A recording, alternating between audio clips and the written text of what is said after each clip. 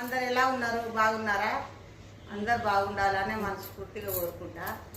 ఇగో నా దగ్గరికి ఎవరు వచ్చిరంటే, మేము జాబ్ చేసినప్పుడు మేము అందరం కలుసుకున్నాయి ఉన్నప్పుడు సేంత్రాలు మాకు చిన్న అది డ్యూటీ చేసినప్పుడు అందరం ఒక క్వార్టర్స్లో రైల్వే క్వార్టర్స్లల్లా ఉన్నాము. మేము అందరం కలిసి ఓ 20-30 మంది దాకున్నాం ఫ్యామిలీ అందరు ఇప్పుడు ఎక్కడ రిటైర్మెంట్ అయ్యి ఎక్కడ అక్కడ ఏడ ఇల్లు కట్టుకున్నారు. కొందరు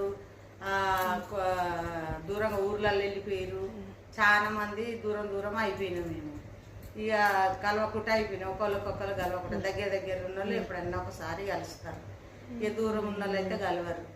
అయితే ఇవే మా బిడ్డ అవుతుంది. నాకు బిడ్డ వరుసగా బిడ్డ పిలుస్తాను.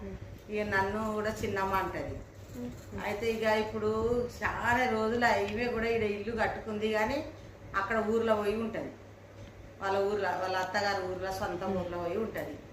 ఆమె ఆడ ఉండి ఇక ఇవాళ వచ్చి పోతుందేమో వాళ్ళ ఇంటికి, కానీ ఇక నాకైతే ఇవాళ వచ్చిందని తెలిసింది. నేనైతే పిలిపించుకున్నా మా ఇంటికి రా అంటే వచ్చింది. అయితే పాపం మా అల్లుడు హార్ట్ అటాక్ వచ్చి చనిపోయిండు, బాధలు ఉందని రమ్మంటే వచ్చింది. ఇక వస్తే ఇక నేను ఇంతసేపు ఏడ్చింది పాపం, బాధపడి. ఇక మంచిగా అనిపించలేదు. నాకు కూడా చాలా కలిసి ఉన్నాం. నా పిల్లలు ఆమె పిల్లలు కాలేదు, నాకు కూడా అప్పుడు పిల్లలు చిన్నగా ఉన్నారు. మేము పిల్లలు కాకముందుకే మేము ఇద్దరం పరిచయమైనాం. అయితే మా పిల్లలు పుట్టినాక ఇక నా పిల్లలకు మొత్తం ఈమెనే చూసుకుంది. అంతా ఎత్తుకునుడు, పెద్దగా చేసుడు అంతా ఈమెనే చేసింది. ఈమెతోటే చాలా పరిచయంగా ఉన్నది నాకు.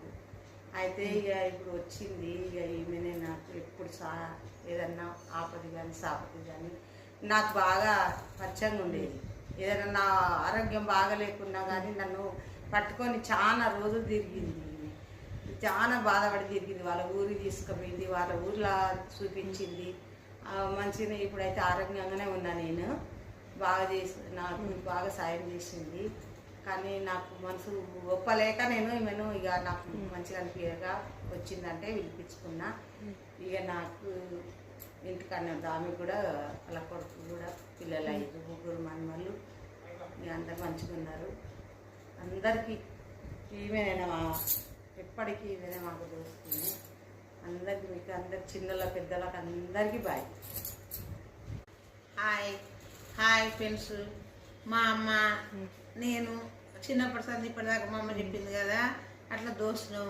పిల్లలు చిన్నగా ఉన్నప్పటి సంది మేము పరిచయం.